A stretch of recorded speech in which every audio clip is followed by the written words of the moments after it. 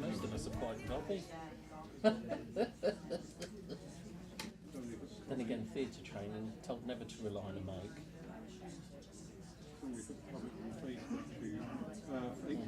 YouTube. Facebook tube. The YouTube channel saying you can't hear them. I said, new microphones are £400 each, we need 3. How much can I put you down for? Oh, well done. And they stop commenting. I know. What's the matter with these people? Seriously. Should we start? Should we just run away? Run away. Head for the hills. They're coming from the hills. Run the other way. Run away from the hills. You see the hills? Go the other way.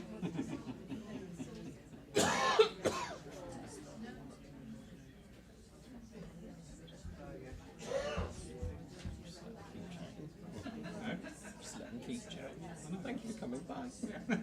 Well, that's a serve sober, isn't it?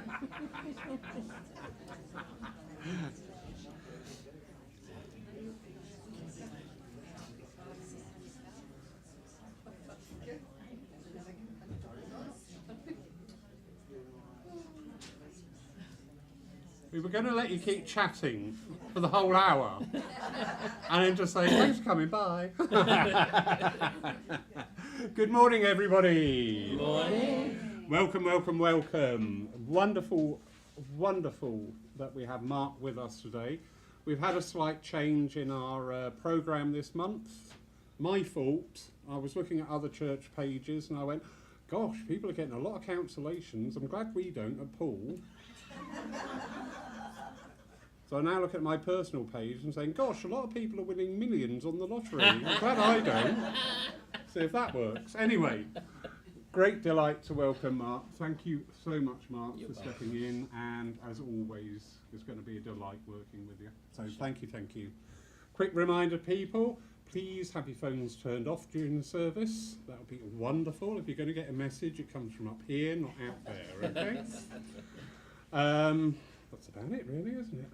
Big warm welcome to those of you joining us for the first time here at Paul. Enjoy the service. Don't be surprised by anything that happens, all right? Because just go with the flow.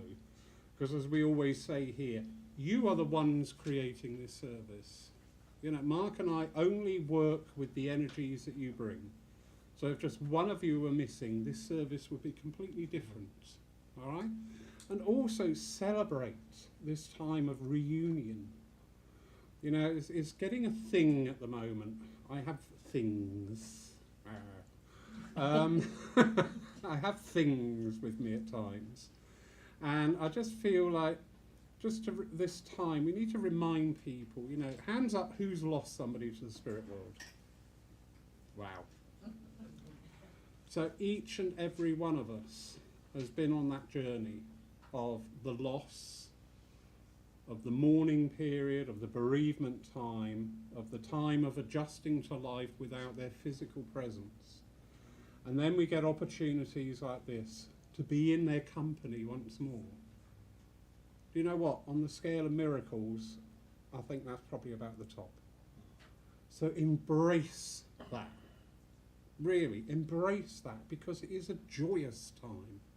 It is a beautiful time. It is a sacred time. But be a part of that. Rant over. Mark, if I could invite you, please, to the opening question. Certainly. Thank you.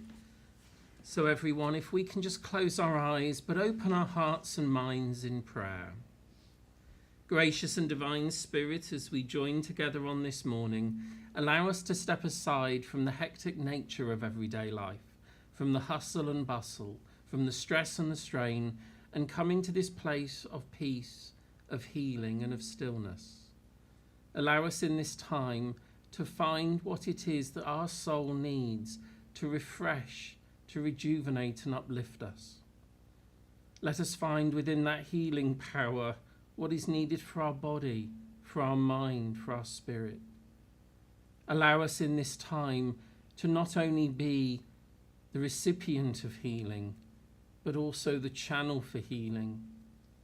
Let us send out our thoughts and our energy into this world to allow others to receive what they need, to support those people who whoever they are, wherever they may be, whatever their belief or understanding, that they may receive that healing power.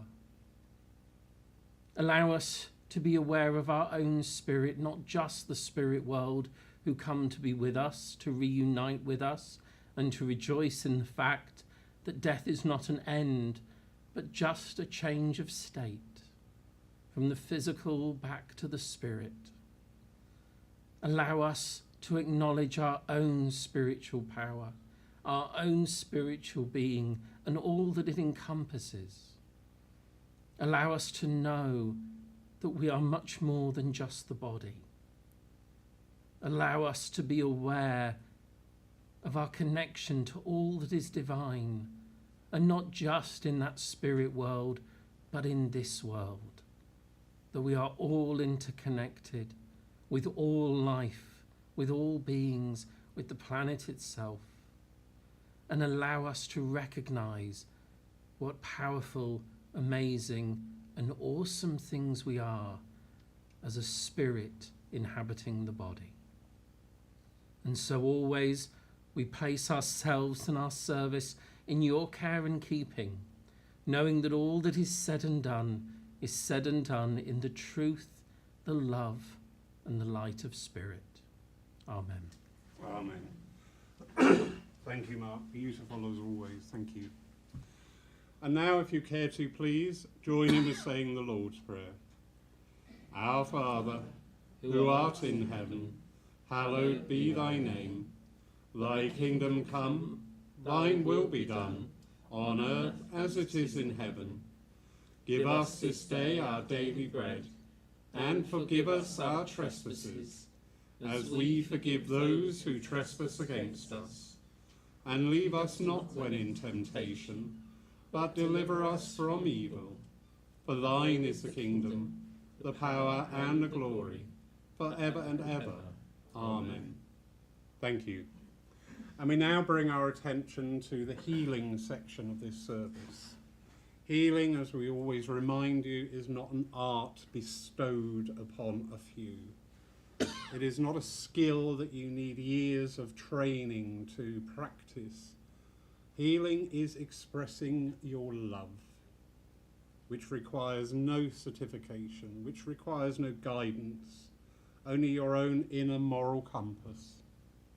So during this time, we invite you to send out that love to wherever, whoever you are drawn to. It is not for us to tell you to send it here, to there, to wherever. You just send out your love.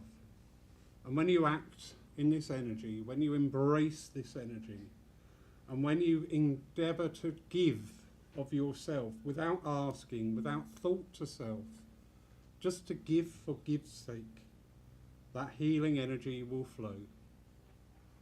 We also invite you during this part of the service, if there is anybody in particular you would like mentioned, simply raise your hand. And when we point to you, just call out their name. That is all that is required. The intelligence of spirit knows and understands. So enjoy this time of meditation, of reflection, but most of all, of healing. Thank you.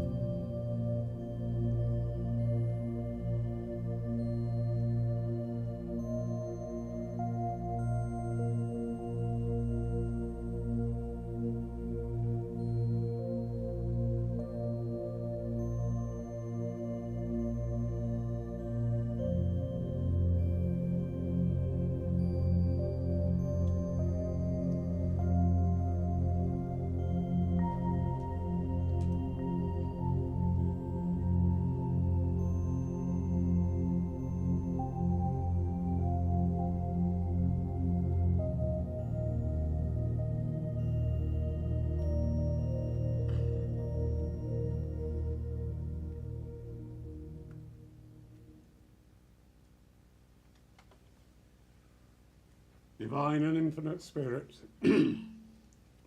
God of our own understanding, we thank you for that healing that has gone forth this day, and that constant reminder that we are healers one and all, here with the ability just to send out our love wherever and whenever we see a need. Amen. Amen. I'd now like to invite Mark for his address for today. Thank you. Mark.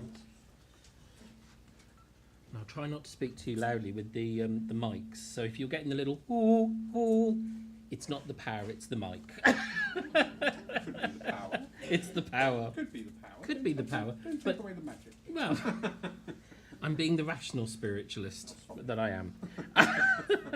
The piece I'd like to read for you this morning is from a book called Bedside Leaves by a medium called Clarice Morgan, and it's a whole selection of little sort of passages to ponder, really. So the piece I'd like to read for you this morning is called Semi-Detached. Imagine a pair of semi-detached houses. They stand at the corner of a busy street and of a quiet lane leading to the high hills. Number one is bordered by the main road. Its windows are open to the uproar of the passing traffic. Within number one, there is constant unrest, an untidiness bordering on chaos as the occupied people go about their business. Oddly enough, he also owns number two, the adjoining house that fronts on to the quiet lane. It's much larger than house number one, a haven of well-ordered peace, with double glazing and insulation against the unwanted outside noise, yet with wide, wonderful views of the surrounding countryside. And although the owner is scarcely ever present to heed them, a well-modulated radio and television set are constantly working. Between the two houses is an interconnecting door, usually kept tightly closed, but sometimes through it drift a few bars of music, a few wise words, half heard and half heeded, as they impinge upon the busy owner working in the hubbub of house number one. He enters house number two only to sleep, and although it has many rooms that are a veritable treasure trove, he scarcely visits them. Perhaps eventually he will set aside some time each day to meditate and refresh himself in house number two. Perhaps he may even learn to keep the interconnecting door open so that his work may be lightened by the music and wise words that come through it.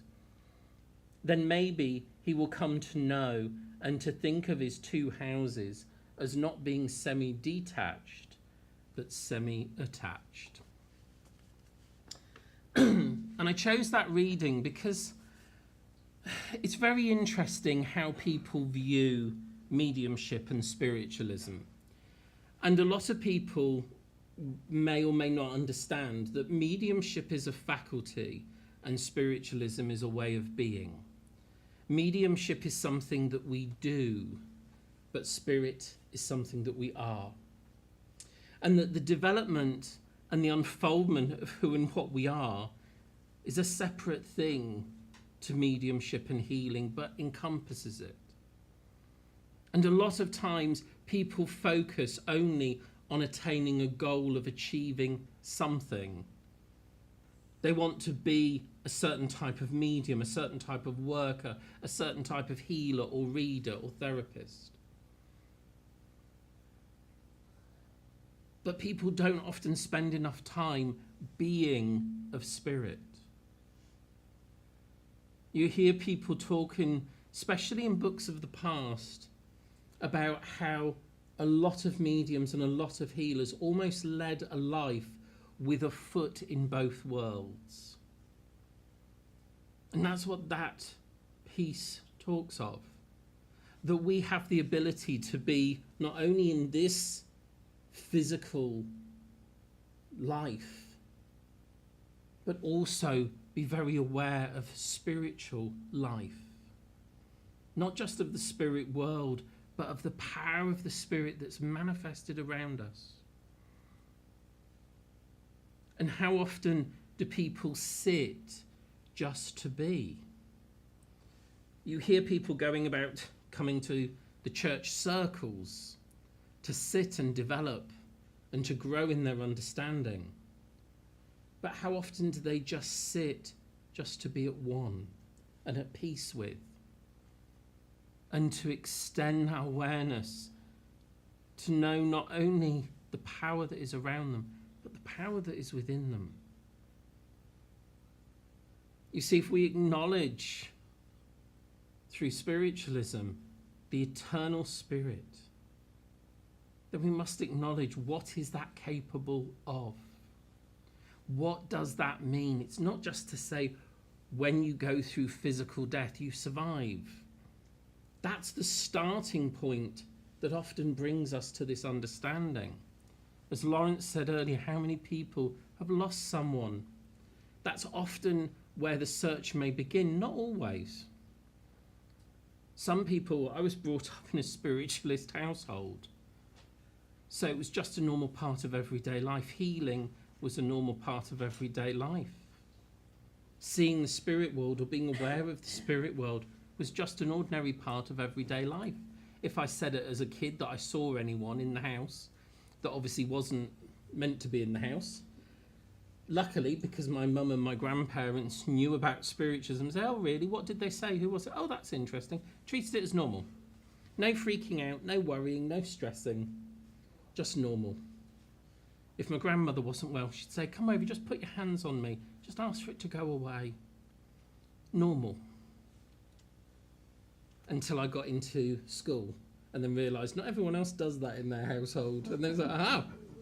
So for some people, it's something that they're born and are always around, so it's normal. For other people, it's something that we move into and start to seek when we are in need.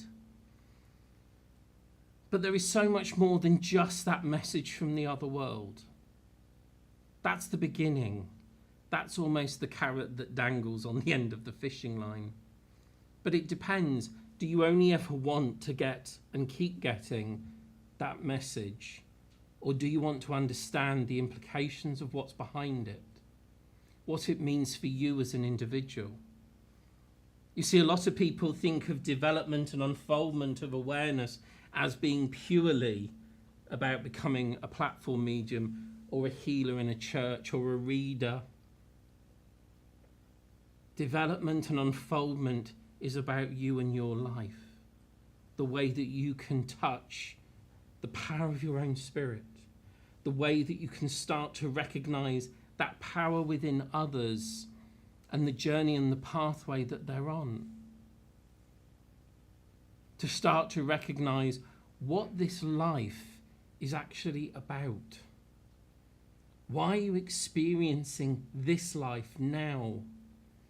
Why have you come to this place and this time? You see, often people think that, we just land, it's random. And I don't really believe in that. I don't believe that every single thing is pre-planned and it's tough, it's going to happen whether you like it or not. I believe in a lovely mixture of things that are destined and things that our free will changes dramatically. And sometimes we may not make the right choices, but we have plenty of life to work it out. And maybe even plenty more lives beyond this to work it out even more if we need to. If we make a complete hash of it, it's not going to be a problem. We're going to learn. But how many people look to that? That's spiritualism. That's not mediumship. It's spiritualism. It's the understanding of the journey of the spirit. It's the understanding that if you learn to sit, you can be aware of this spirit that you are. How many of you have ever thought, what does my spirit actually look like?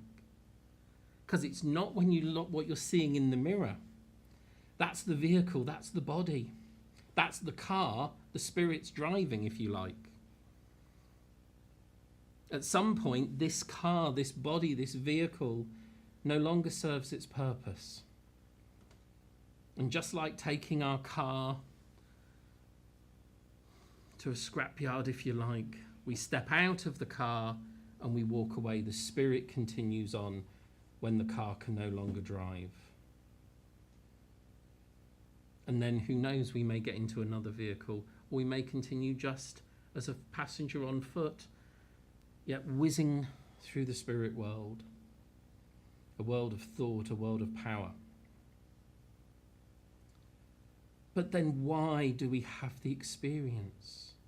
If we can sit and become aware of this spirit self, to start to understand more about who we are, why we are here. If we can also become aware of the purpose of others in life, but not just other human beings, but other life. You see so many people now taking people out into nature to go on woodland walks and forest bathing and grounding and earthing and all manner of different things. Why? Because in those moments we connect with the divine in other forms. Every flower, every tree, every leaf, every blade of grass has the power of the divine within it just as much as you. And when you go and sit in a place of naturalness, of natural beauty, and extend your awareness, you become aware of the power of the divine around you. It's not just within churches, it's not within bricks and mortar and stone. It's in you, it's in everything that you touch, it's in everything that you come into contact with. But the important thing is this awareness comes through sitting and just being. It's not about how can I get, but how can I be? In olden days, when you used to sit in a circle, and many people here that have been in spiritualism a long time will acknowledge this, that for many, many months, if not even a year, you were told just to sit in silence and be still and blend with spirit and nothing else. Because it was about learning to blend and just be, and to be at one with that power, at one with that awareness. Whereas now, if you did that for more than 2 or 3 weeks running, people would get bored. When are we going to do the good stuff? That is the good stuff. But you don't realise it. Because at any point in time, no matter what's going on in our lives, we could just sit and withdraw into this power to bring those who know and love us to be with us, or those who come and guide us, or just to sit in the power of the divine, whatever the divine is to you. You see, finding an understanding of God, or a God of your own understanding, as Lawrence puts it, is a really key point. I'm not talking about biblical God. I'm talking about a divine mind, an infinite presence, an infinite power. But a lot of times we find people coming in and becoming mediums, saying, well, I believe in the spirit world, I'm not sure I believe in God or the divine, but I know the spirit world exists. And to me, that's like saying, well, I believe in the lamp unit, I believe in the light bulb, but I'm not certain whether I go along with the concept of electricity or not. And the thing is, it's not saying it's biblical God, but it's the power that flows through everything. How does it touch and move everything? And if we're acknowledging that this power moves through all beings, that means everyone that sits within this room, everyone that walks upon this earth, is of divine nature. And that implication means that everyone that is here is a spirit in the body, just like you.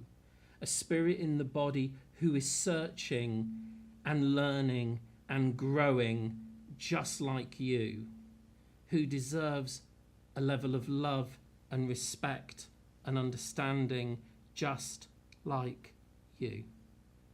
You may not like what they do. You may not like what they present into the world. But you need to understand that they are here with purpose. That they are here just as you are at this time and this place for a reason. We may not see the reason, we may not understand the reason, but they're here to be able to move into this space, to find healing for ourselves, to still and soothe the mind and the emotions, is something that is there for each and every one of us. To be able to be that channel for healing, as Lawrence said, you don't need a certificate to be a channel and a source for healing. We do from an insurance point of view in the world, but we're not talking about that in this moment. We will not put on my business mentor hat in that moment. The important thing is that we realise that all that is possible in the other world is possible within you and I. That communication with the other world is not for the chosen few, but is our inherent birthright as a spirit in the body. It doesn't mean everyone has to become a working medium or a healer or a reader or whatever. But it means that once you start to acknowledge the spirit that is within you and acknowledge the spirit that is within other people, you will hopefully start to share in a spiritual way this life and this world. That where you see people in need, there is an urge from within the very core of your being to be of service and to help. Even in the smallest of things, holding a door open for someone, letting someone go first at the checkout or get out of a drive in traffic. Does it make a lot of difference to you? No, but it might make a hell of a difference to them. To give a smile to someone, to acknowledge someone as you walk down the road. You know, that sounds strange in these days where everyone's down here in their phones or don't talk to people because you never know what they're going to do. But actually, we're then living in this disconnected, detached manner. But actually, we need to realise that at these times, we need to be more connected. Not only more connected to the spirit world, but to each other. To be able to talk to people, to listen to people, to hold a space for them. It isn't always about giving someone a message to make them better, just acknowledging that they are there. Some people in this world, maybe even in this room at times, we've all felt unseen or unheard or unnoticed by others in life. It's said, isn't it? Often you can be the loneliest person in a crowded room. And maybe that's because we've isolated, we've become detached from the people around us. Maybe it's because we're waiting for someone to notice us, that we're in need, and why won't someone see me? But this is where we also, on our spiritual journey, need to learn it's not just about doing it all on your own. It's about asking for the help and the support when you need it. It's about acknowledging the need that's not just from within the spirit, but from the body, from the mind. You know, we think there's something valiant about doing it alone and being the independent one. That doesn't work in life, have you noticed? It takes the helping hands of others. And we tend to go, oh, no, I don't need help. And then you turn here and you go, help me. And then people come to help you and you go, no, I don't need your help. Help me. You're talking to me. You know, it's like that lovely comment that Lawrence made about the lottery. I always say to the spirit, I'll say, oh, just let me win 1 million. That's all I'm asking. Nothing big. Nothing big. Just 1 million would sort a lot of problems out one way or another. And then every single week I get the same response. Go halfway, buy a ticket. And you see, the point is, we can receive wonderful inspiration, wonderful guidance, but unless we do something with it, we can go on course after course, have reading after reading, but unless we do something with it, unless we apply it, it does nothing. And again, somebody can be a great medium or a great healer, and I hate to say this, but it doesn't mean that they're always a nice person. Because mediumship and healing, these are acts that we do, that we are a part of. But it is only when we focus to the self, to the spiritual nature, to what we say and what we do, that is when we start to make changes, when we start to look here, not out there to fix everything. That lovely expression, I'm all right, it's everyone else that's the problem. The problem is that you're the common denominator between all of those people. You're the one that's always turning up in the drama. Wonder why? Why are we going into that drama? Maybe we're going in as the peacemaker. Let's look on the altruistic. Maybe we're going to be the mediator and the peacemaker. Maybe you feel you're the black sheep in the family. Maybe you're the one that's come to show that family a different way of being and to break the pattern. You mustn't underestimate that ordinary everyday life as we think of it is not actually a spiritual adventure. And that everyone we meet, everyone we interact with, however small the experience, can have a great and powerful impact on someone's life. To make people smile, to make people seen, to make people heard, brings them life. And in every day, the wonderful power of being able to just step aside for a moment, enter into the stillness, and just say to the spirit world, to the divine, spirit friends, one who you love is here. Come and be with me.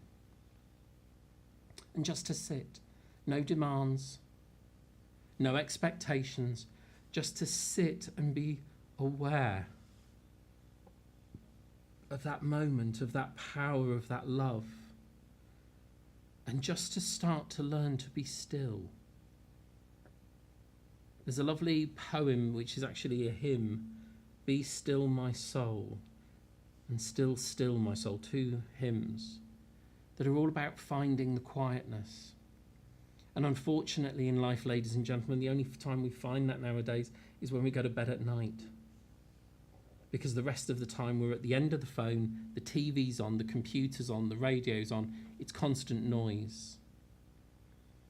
One of my tutors, a wonderful gentleman called Glyn Edwards, used to say, one of the best things you can do for yourself is have a day in silence. He said it might drive you mad, but it will do you some wonderful good.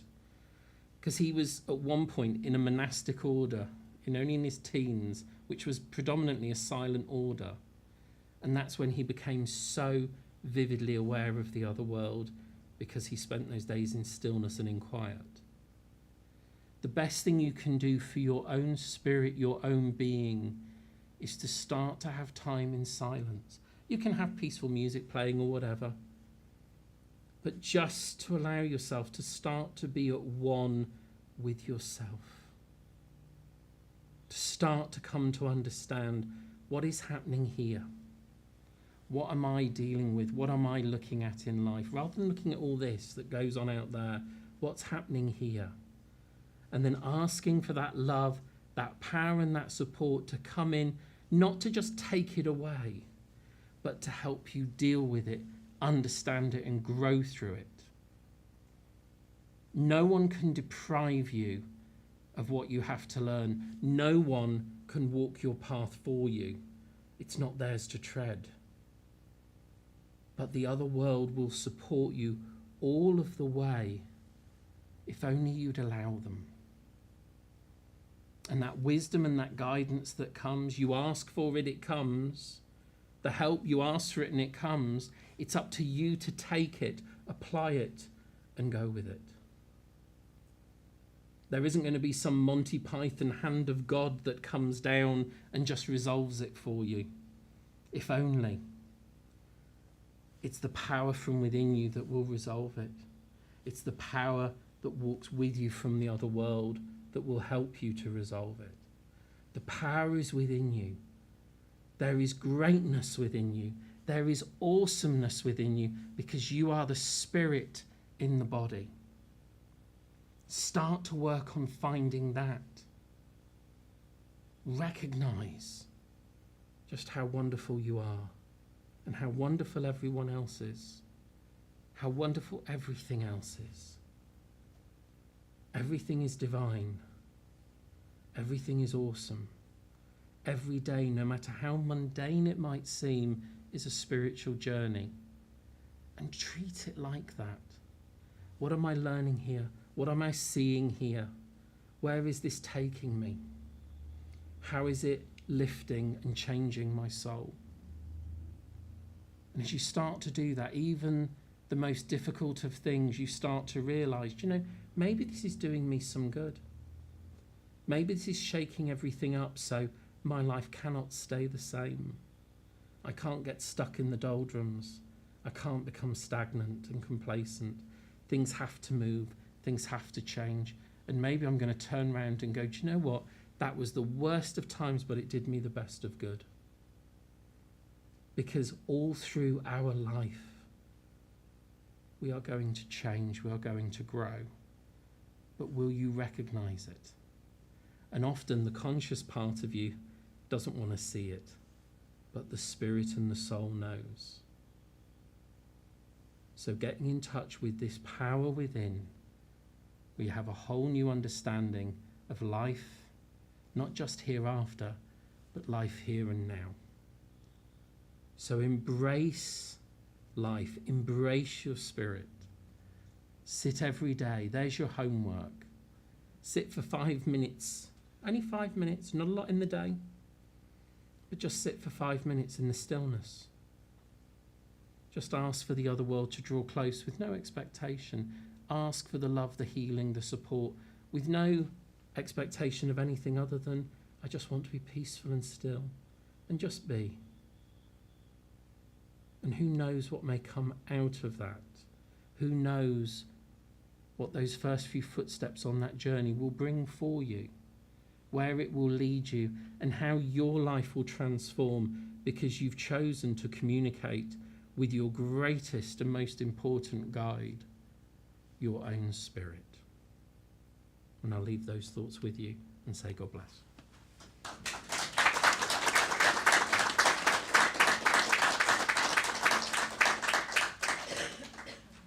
Thank you, Mark. 2 things, 2 thoughts. The spirit world obviously have a very clear message that they wish to share at this time, and those of you who have been following the church online, our podcast, will see the correlation of everything culminating at this time. It's really magical. It is. And the second one is, sadly, in many churches and centres, Mark would have been briefed before the service. 10 minutes only for the philosophy, they only want the messages. And you would have all been denied that beauty. You've all had that information, that knowledge taken from you because you only want the message.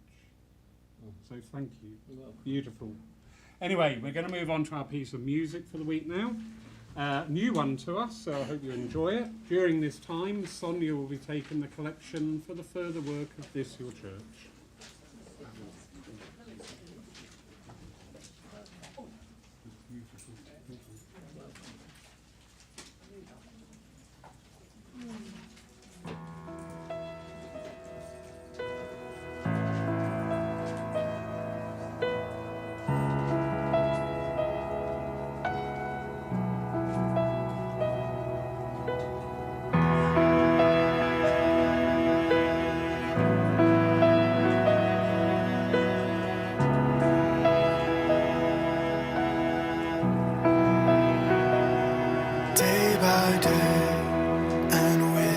Passing moment, strength I find to meet my trials here. Trusting in my Father's wise bestowment, I've no cause for worry or for fear. He who sought is kind beyond all measure, unto each day what he deems best. Lovingly, it's part of pain and pleasure, mingling toil with peace and rest.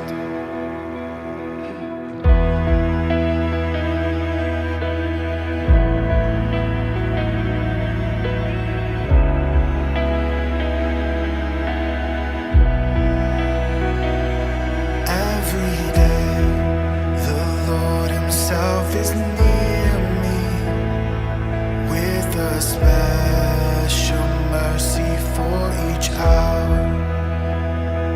All my cares he gladly bears and cheers me. He whose name is Counselor and Power.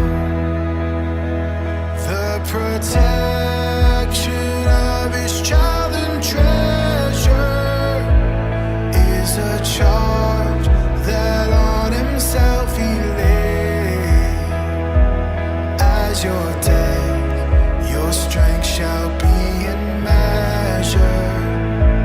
This the pledge to me he has made.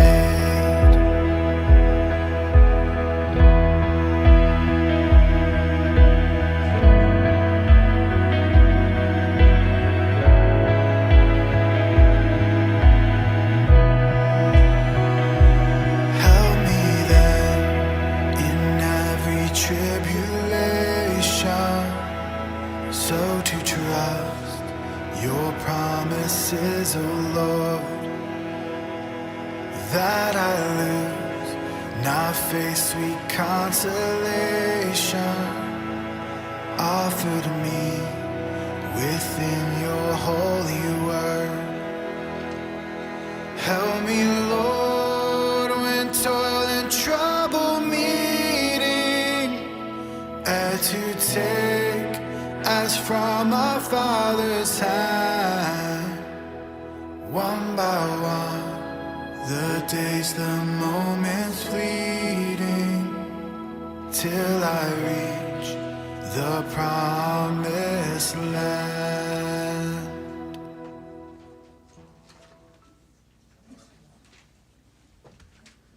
Also love the way the music, everything comes together. This is not pre-rehearsed. This is not by collusion, earthly collusion. So we now come to that part of the service where we can actually give proof to support our philosophy that we do not die. Wonderful, isn't it? Yes. Exciting, isn't it? Yes. Remember that when the medium comes to you, won't you? Yes. Thank you.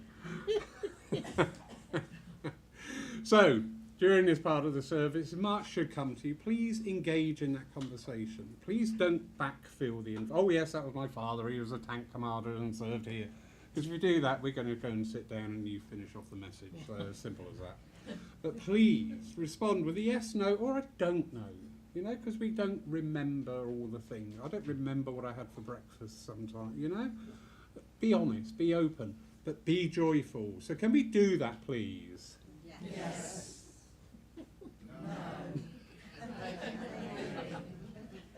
New people are going, What is he doing? I don't know where I am. I seem to be somewhere strange. I've been hypnotised. What's going on? Anyway, Mark, over to Lovely, you. thank you. Enjoy this thing. So for any of you that may be new, it's really, really important. Sometimes with mediums we'll work differently. Sometimes we know that we want to go directly to a person or to an area. Sometimes we have information, and it's then up to you to be brave and put your hand up and say, yes, I understand that piece of information. I know who that is. If more than one of you ever put up your hand, you will not be going home with someone else's relative. It doesn't work that way. We will always endeavour to make sure that you go home with the right person. I've not got an auctioneer coming through, don't we? That might come later now, and I've said that. Yeah. But I'm aware of a lady with me here in the spirit world, and I know that with this lady that she has a lot of problems with her circulation, and she has pins and needles in her hands and in her feet, and this poor lady suffered a lot with her feet. And I know that I'm seeing her when she takes her shoes off in the evening of how swollen and how uncomfortable her feet would be. But I know that this is grandmother, and I'm being pulled across to the back of the room here as well. Would anyone understand this swelling and this problem with grandma's feet and this problem with circulation, pins and needles? And literally, the pins and needles are ferocious. It's literally as if she's had someone having a go at them with pins. Does that make sense to you, darling? Yeah, because I feel here with her. I sympathise with her, because it's like this lady loved to be quite, if I say not smart, posh smart, but always I'm putting the proper shoes on. You don't find me lounging around in softy stuff. I have to have a proper shoe on. I have to go out. When I'm going out, I've got to make sure everything's together. Would you understand that? Yeah. With her? Okay. Because I have this feeling that all of my nice court shoes, there you go, all of my nice court shoes, half the time I can't get my feet in them. And it upsets me, and I'll even try, like, you know, in Cinderella where they're forcing the foot in the shoe, and she said, I'm going to wear these if it kills me. And I almost feel like she'd come home at the end of an evening or an afternoon and be cursing the fact that she'd put these shoes on. But I was going to look smart. And people say, oh, you don't need to worry. I do.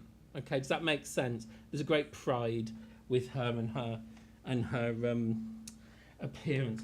I know that as she comes in here as well, though, that this lady was very private when it came to her health. When she was out with other people, if they asked how she was, she'd always respond, I'm fine. She wouldn't tell people how difficult and the suffering that she was going through. You understand that? Because I feel that it's not necessarily bravery, it's a privacy. I don't want people knowing what's going on with me. I'm more interested in what's going on with them.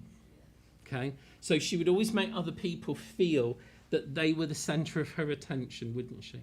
She would always make them feel as if there was something that they were all that mattered. They were all that mattered. Doesn't matter what I'm going through. And I almost feel with her as well, even towards the end of her life here where she's receiving care, that she feels as if still anyone who's coming in to help me or support me, I'm more interested in them than I am about what my own needs are and what needs doing for me. Okay? So almost I'd be the one trying to make you the cup of tea when you're trying to make me one. Does that make sense? You sit there, I'll go and do it. You've been on your feet all day. And so there's just this love of wanting to care and wanting to support that comes in there. Would you understand that there's I can't see what the stone is within that. Come on, show me. I've got a ring, but I know it's like a set of small setting stones with a larger stone in the middle, but I feel like the outside are like white stones, diamond stone, but then inside there is a coloured stone, but it's quite dark. You understand that? Because she shows me it, but I can't tell whether it's like a sapphire-y thing or a ruby or a garnet, but it's dark. It's a dark coloured stone. But she brings that in. Is that something you have? Yes. Okay. Because I kind of feel as if I want to touch it, connect with it in some way. I don't necessarily think I can wear it for some reason, but I don't know whether I could even wear it around my neck if I wanted to. It's tiny, okay. Because I just feel as if I want to have it around me, but I'm scared if I wore it, if I lost it, I'd be devastated. You understand that? Because she said there was thoughts of wearing it here, but then the panic of what happens if it went. Okay, so she said, I know that. But she said, you do take it out and you do hold it. Yeah. Because we talked about asking for the help and the support of the other world. She's bringing that now to you and saying, just hold this and think of me, and I'm there. And I know she's there. I know you talk to her. I know you have this communication that's there. But I just have this feeling of saying, be the centre of the conversation, not deflecting it. I'm fine. Everyone else needs to be sorted out. Be the centre. You were the apple of her eye. Okay? You're the apple of her eye. Who's Margaret, please? That she would have known, she would have connected with. Yeah. And because she's talking about this lady as if, again, this is someone that either she helped or was connected around her. But again, someone who didn't take help when it was offered. Don't be brave, don't be strong, don't be silly. Accept what's given, because it's there, okay? I know you're wearing all those lovely colours that you're wearing on your jumper there. But can I ask you, have you worked with art in the past? And can I ask you, have you worked with that in connection with the spirit world as well? Well, I'd like you to go back and revisit this, okay? Because now please don't take this the wrong way that it comes from grandmother like this, but I feel as if, at times I feel like I'm twiddling my thumbs and not knowing really what to do with myself, and if there's any point, what am I going to do with it? Okay? And we've been having this conversation about, I'm just get bored. Okay, get your art stuff out, get your colour stuff out and do. Your nan must have either crocheted or knitted, but I know I've got all tight detail work here because she said that was my thing to keep my mind off of stuff. Because I'd literally sit and be enthralled.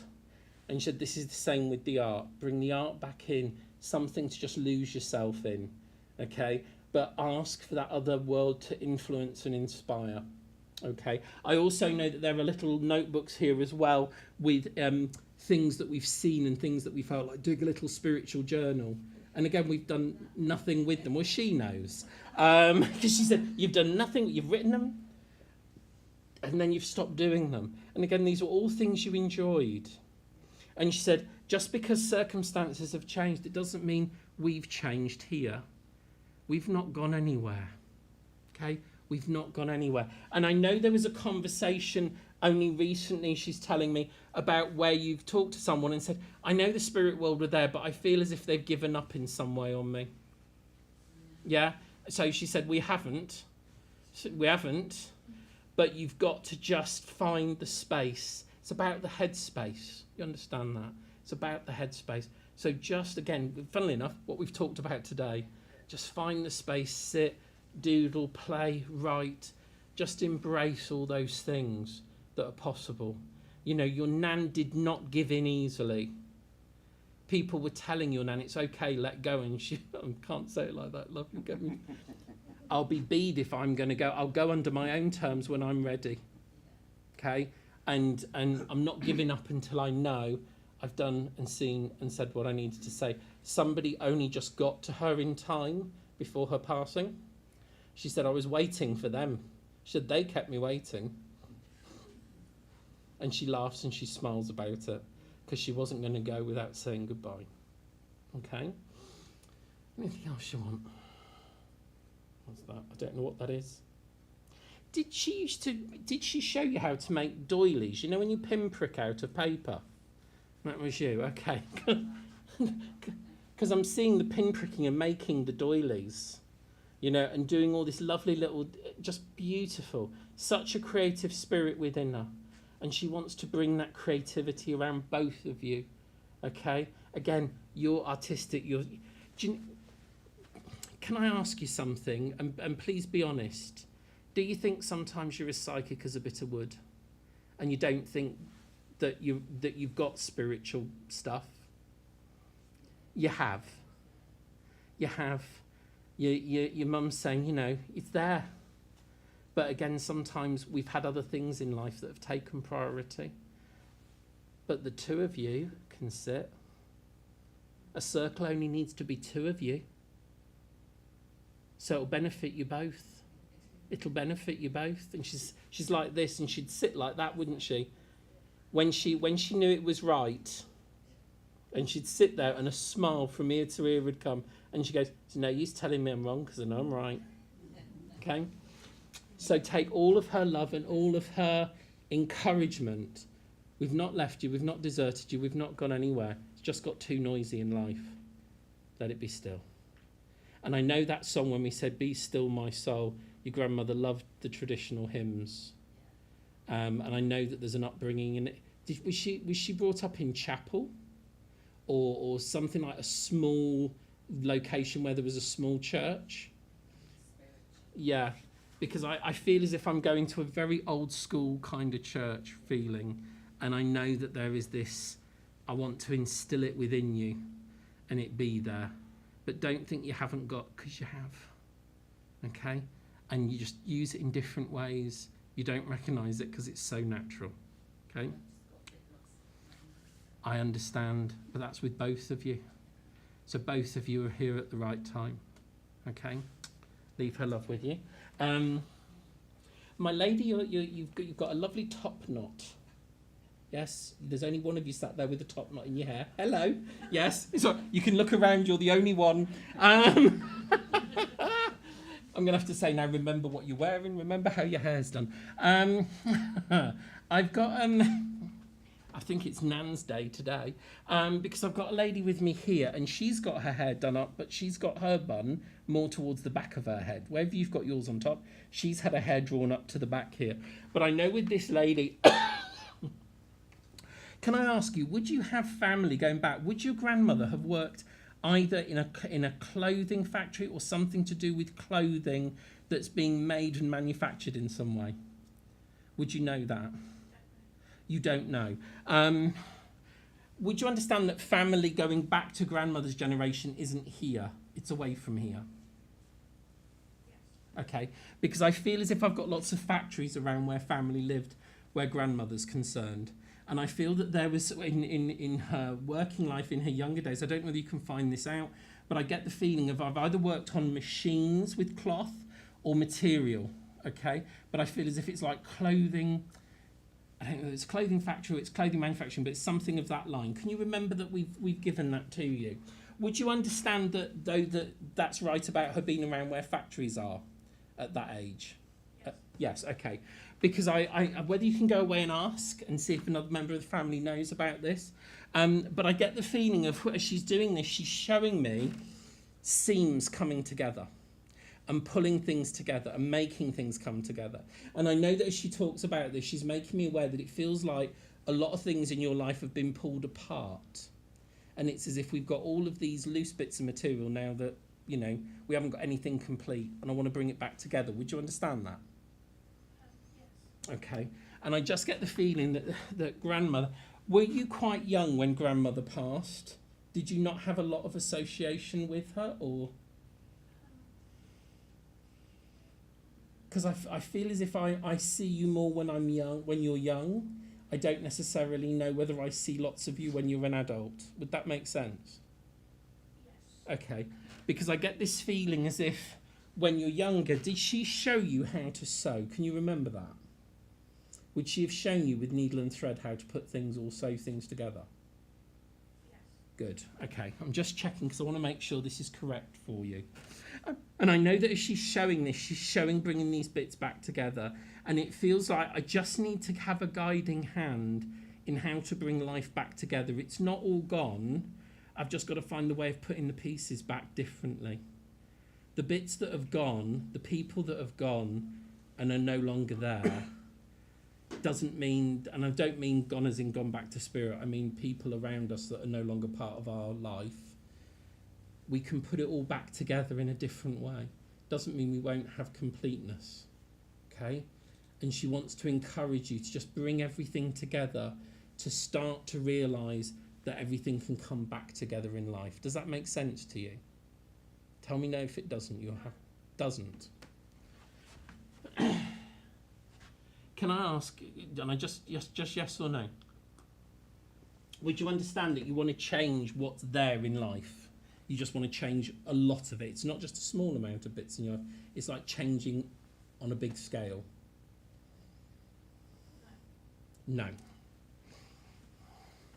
So there's not changes within your work and your relationships around you?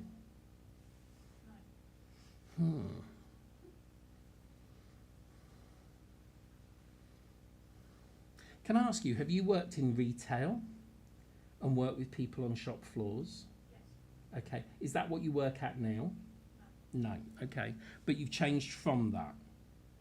Yes. Okay. Is that a more recent change or is that a long time ago? I can't say yes, no, or maybe. Well, no, it doesn't matter. Is it a more recent change or is it a long time ago? Long time ago. Okay. Because I get this feeling about, so if I've got this wrong, which your grandmother's giving me, then it's been a long process from those times, because it's from that time that things have changed. And it feels as if we still haven't felt as if we've got it how we want it in life. Would that be fair or not fair? No. Not fair. Okay. Oh, Nan, what are you doing?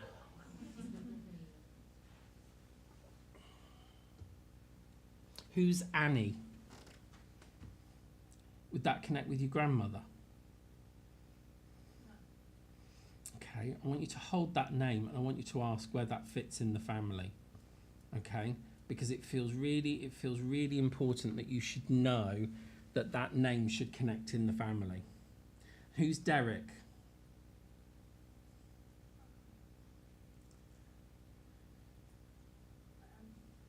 Just understand, you don't have to tell me who Derek is. Sorry, when I'm saying who's Derek, would you understand the Derek? The name of Derek. Okay. And would you also understand, please, where someone had 3 cats? Okay. So she's bringing all this information about where there's this, and this is all people that connect in closely to you. But she has this idea of wanting to put everything back together. Now, if I've got the interpretation of it wrong, I apologise. But I kind of feel as if there's things you need to bring together. Now, if I've taken it on a bigger scale than it is, but she's showing me this, lining everything up, and what's gone is gone, but there's still plenty to work with. You know, there's a lovely expression in material, measure twice and cut once. And it's about putting things together in the right way. But there's something here that hasn't been put together and brought back together for you. And it just needs to be brought together. Now, maybe you're going to have to go away and go, I haven't got a clue, and it's going to come to you. But it feels really important that she's showing me this because she's wanting everything to be correct. Let me just ask, maybe I've got this slightly wrong. Is there a younger generation of your family that's on the earth now? So like children or people that we connect with that's younger? Yes. Okay. Would you understand this things falling apart and going around them? Yes. So it's not for you. I apologise. It's around them. So she's seen conversations you've had between you and them and wanting to pull it back together. I do apologise. It's me in the middle. It's okay. It's me in the middle not getting it right. Because there's this feeling of wanting to, and they will bring it together. And again, when things tear apart, it's horrible because people think they'll never get their life back together. They will. So just give them the encouragement. Tell them, so if it's your nan, it's their great nan, isn't it? Tell them great nan's been in. They might think you're nutty, but let them, just tell them. And tell them that great nan's been in and he's saying it will be all right. It will be all right. So can I ask that question again that I asked earlier? Where this child's concerned, did they ever get to meet great-grandmother? Yes. But only a little. Yes. That's where we had it. That's why when I asked you that question and you said, no, I'm not, it's all to do with them, okay? So I know this is a message you have to pass on, but it's also Nan reassuring you that their life will come back together, okay? Because sometimes we worry that, can I do enough? Can I say enough? And we might not have done enough. You're fine. They'll get back together. They've just got to when I say they'll get themselves back together. They'll get themselves whole and complete. It just takes time because it hurts when it's torn apart, but it'll be fine. Okay? So it's reassurance for you. Don't worry, they'll be fine. Tell them they'll sort it out. Great Nan says so listen when I tell you, because she knows. Because there's quite a strictness within your grandmother. Yes. Okay? So she's saying, I don't tell lies and I don't blow smoke. Okay? I only tell the truth. So she said, when I tell you it'll be fine. And to rest you, because you've had a few sleepless nights over this. You understand that? So she said, don't worry, they'll be fine. They'll be fine, I've got them. And I know that she would have had problems with her hands, with her knuckles and arthritis and things like that. But she's just sitting here soothing. Okay? So yeah, we shouldn't do it now, sir. So she said, see, still doing it. It's just the messenger in between that sometimes gets it a bit weird. But just know it'll be fine. They'll be fine. They'll be sorted out. And I keep seeing the colour that we've got down the front here, this lovely sort of yellow. It's all this yellow. Where this child's concerned, we're waiting for inspiration. We don't know what to do. We don't know where to go. But we're waiting for some inspiration. And I don't feel it's a long way off coming. Whatever they decide they want to do and how they want to go with it, just encourage them. You know, if we say the world's your oyster, I know sometimes these days we think, is it? Or is it just, a manky muscle? But the world is their oyster. But I know there will be travel as well involved, because your grandmother says, wherever they go, I'll go with them. I'll keep an eye. Okay? Let me leave her love and her affection with you and for them as well, and say thank you. And ladies and gentlemen, on behalf of both myself and those in the spirit world, I'd like to thank you for your love and your strength that makes those messages possible. And I'll say good morning and God bless.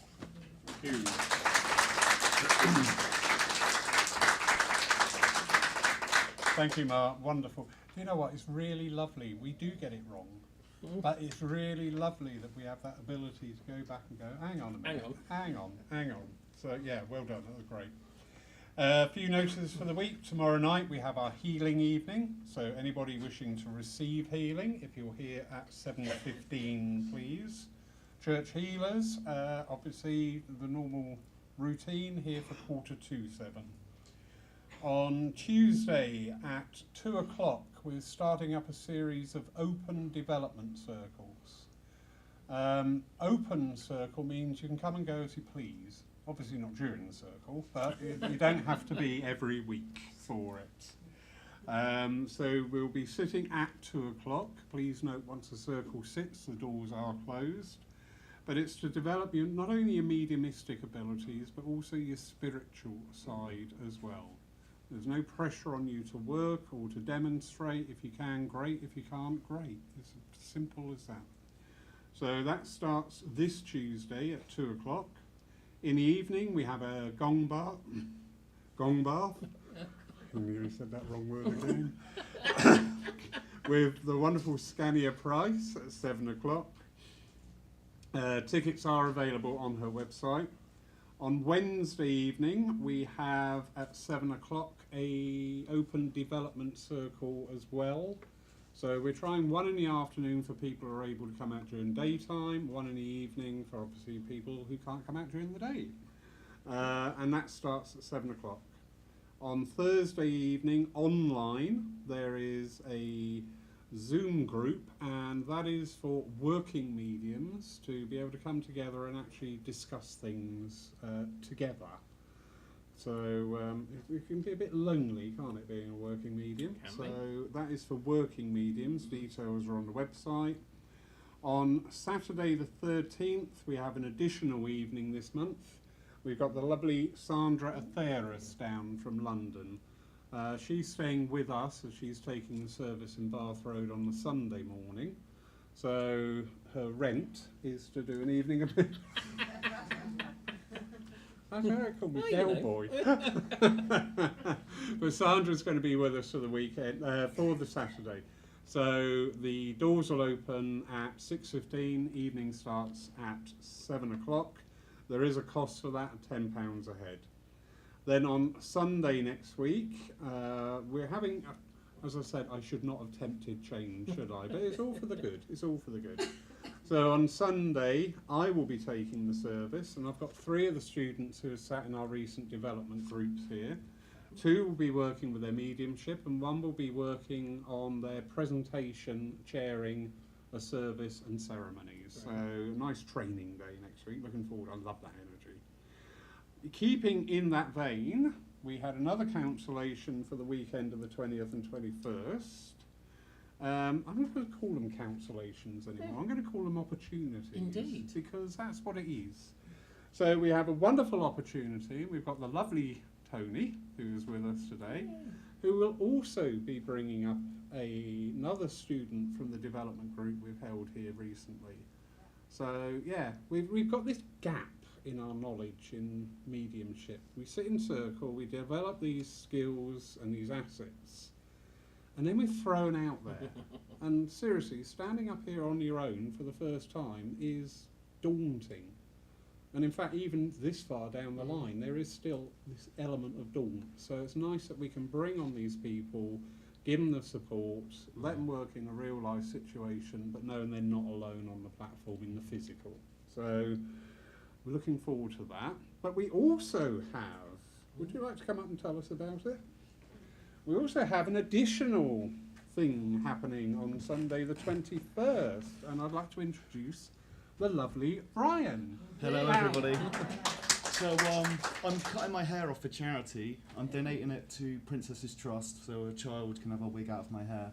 And I'm also raising money for Forest Home, which is Through sponsorship, which is our local hospice, and anybody local to Poole, we've all had family, friends who have benefited. Forest Home, do you know what? the last 3 days of my father on this earth, he was clean, tidy, compos mentis, and sat upright in bed. And I can't thank those people enough for that. Because Yes, the way he left here was not the way I'd ever want to remember him. So, the lovely Ryan here, who has been growing his hair. And if anybody knows a barber, I'm a barber. you're a barber. There you go. Brilliant. Can you be Sure, here yeah. Sunday The 21st? 21st. Yeah. Yeah, sweet. With my clippers. With you? Okay, Yeah. well, that would help. I've got to put them in ponytails and probably a grade 2 or 3 Yeah, no. all over, yeah. Sunday the 21st. Yeah. Okay, what time? That'll be after the service, so yeah. Sunday. Yeah, I'd love to. Brilliant. The service is Yay! scattered. Thank you, Ryan. So if you'd like to donate any money to that, we do have a separate fund for that. People watching us online, we will post a link that you can do just giving online as well. But thank you, Ryan. Thank you for being here. You're meant to be here. You know, I love it. This is the way it works. And it's just, wow. This is what I talk about, the magic. Yeah? Anyway, Mark, sir, if we could have your closing prayer. Certainly. So once more, let us join our hearts and minds in prayer. Gracious and divine Spirit, we thank you for this time that we have shared together, for the beauty of the sharing of the power of the Spirit within, that sense of heart and heart, mind to mind, soul to soul, reaching out to each other that create the beautiful community that is this church. And we also thank those from the spirit world who have come to be with us, not only those who have communicated, but all of those whom have been here, silently sitting with us, bringing us healing, bringing us upliftment and inspiration. And so we ask that this love and this power goes with each and every one of us, not only to uplift and brighten our days, but allow us to share it with those people that we meet, in kindly word, in support and action of others. Allow us to share the love of our spirit with all those that we meet on this pathway, no matter who they are or how they behave. Let us shine out our love, our care and our inspiration to all those we meet. So as always, we thank you for this time that we have shared together and ask that that love follows us in our life. So we thank you for all that has been, for all that is, and for all that is yet to come, with joy and hope in our hearts. Amen. Amen. Mark, thank you. Beautiful as always. Thank you, everybody, for joining us today, whether here in person or virtually online. Thank you, thank you. Thank you for being here today. I mean, that's just what it is. It's just great. Yeah, that's just the way they work. So thank you. Thank you, everybody. Have a beautiful day. Enjoy life. Thank you. Hey.